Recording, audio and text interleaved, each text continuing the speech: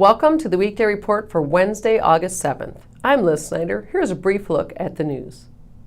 Mayor Keith Bosman is asking 3 city commissions to take a look at his preferred route for streetcar expansion, a north-south loop connecting Harborside, downtown, and Library Park. The city has set aside $2 million and has received a federal grant of $8.3 million to cover the rest of the project. Once the expansion plan has been vetted by the commissions, it would come back to the City Council for a vote. Teachers at Frank and Wilson Elementary Schools spent much of Tuesday attending meetings and setting up classrooms as the 2 extended year schools prepare for classes next week. Both schools have reported incremental successes since they switched from the traditional academic calendar 2 years ago to one that offers students 6 weeks of fundamental instruction, followed by 2 weeks of enrichment classes and intervention programs. The first day of school for them is Monday. National Night Out festivities were held at 2 Kenosha locations and 1 in Twin Lakes on Tuesday night.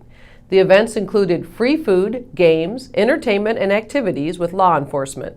Celebrated across the U.S., the events are intended to heighten crime and drug prevention awareness and send a message that neighborhoods are united against crime. If all goes as planned, patrons of Kenosha County-owned golf courses will be able to finish up games with a cocktail. The county board voted unanimously Tuesday to seek a vendor to offer liquor sales at Brightondale and Petrifying Springs golf courses beginning in 2014. In approving the resolution, the board is directing the county administration to put out a request for proposals from potential vendors. Researchers say they have established a link between changes in the weather and spikes in violence around the world. Kenosha police see the same connection here. Last year, between June 1st and August 4th, the Kenosha Police Department recorded more than 23,000 calls for service. This year, there were about 21,000 calls during those same dates. Last summer included violent crimes, such as a mob beating of undercover police officers, street robberies, and 2 homicides, as the 2012 heat wave broke records and left Kenosha in a drought. If the new study is correct, last summer's harsh weather may be connected to the increase in calls that local police received. Another recent national study shows that people are keeping their cars longer than ever. Ian Thibodeau filed this report. I'm out at Hoffman's Auto and Tire on Green Bay Road in Kenosha, where owner Al Hoffman says he's definitely seen an increase in cars with higher mileage coming into his shop in recent years. They are definitely driving older cars. People aren't replacing their vehicles because they're letting their loans, they're paying off their loans instead of trading them in before the loan ends. It's another reason why as well.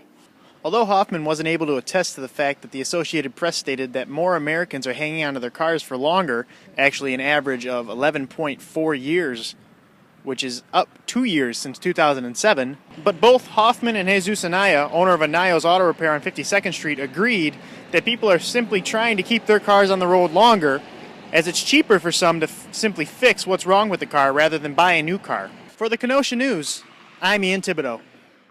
Thanks, Ian. What's trending today? Mayor Keith Bosman has made clear his vision for an expanded Kenosha streetcar system. What's yours? The mayor's route? Something else? Or no new rails at all? Tell us on our Facebook page. Up next is Jeff Zampanti with a sports take.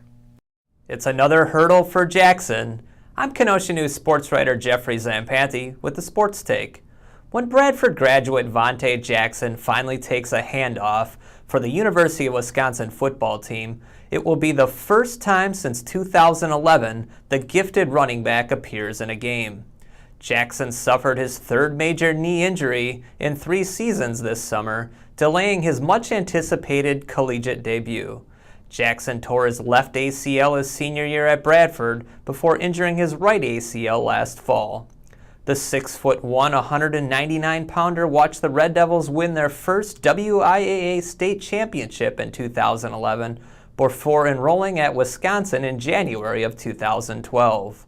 Jackson could potentially form an all-Bradford backfield along with former Red Devil Melvin Gordon next season. I'm Kenosha News sports writer Jeffrey Zampanti, and that's a sports take. Thanks, Jeff. Now here's a look at what we're working on today. Participants in a garden program at the Kenosha Achievement Center are selling their wares at the Columbus Park Farmers Market. Rachel Schaff has that story. And Gary Brown is retiring after many years as the head of the Kenosha Area Family and Aging Services. Deneen Smith is talking with him about his career. Pick up a copy of the Kenosha News and check KenoshaNews.com for all the details on these stories and more. I'm Liz Snyder with the Weekday Report.